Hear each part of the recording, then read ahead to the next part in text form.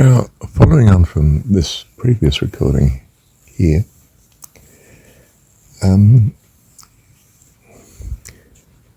Buddhism then is a strange religion in that it doesn't have a God in it, but it does give a meaning to life, and it does choose that meaning, of course, to be something wonderful, enlightenment and so forth. So in some ways it seems to be secular in not being a theology, but in some ways it seems to be a religion in that it's hypothesizing, if you like, that there is some meaning to life and that it's the following: state of eternal enlightenment and transcendence of this reality. This is only the reality that appears, you see. There is a true reality which you are not au fait with, you don't realize and recognize, and that it's this true reality that in some sense puts this one in perspective. Well, that's very much religion, isn't it?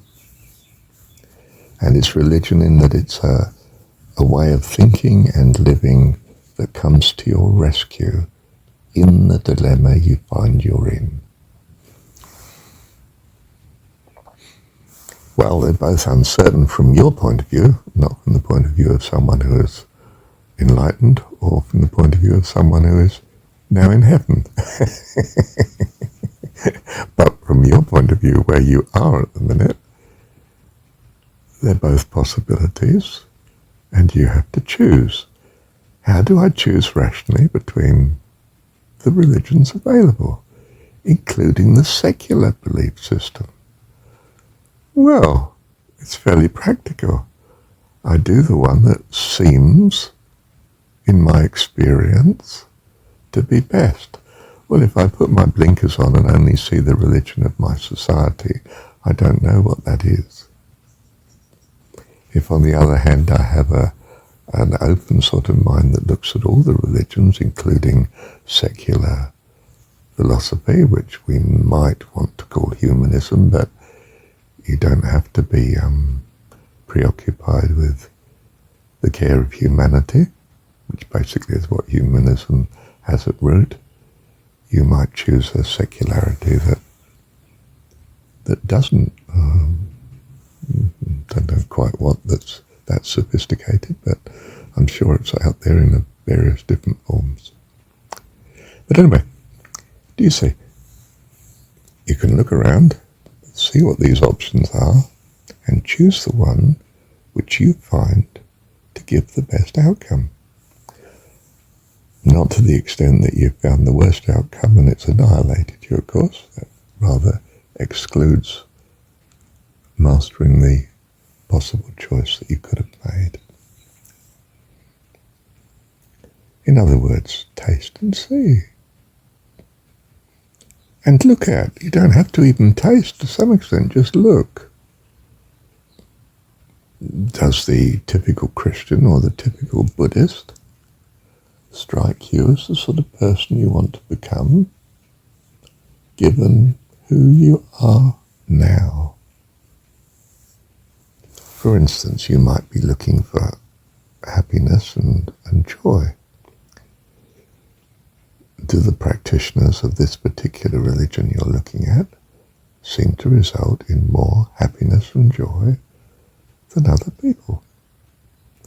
Now, they present as such when you go to their establishment because they wish to embrace you into their way of thinking, because they think this is right and they probably wish to bless you into it. If they don't even do that, my goodness, you're very suspicious. I don't think I'm going that way.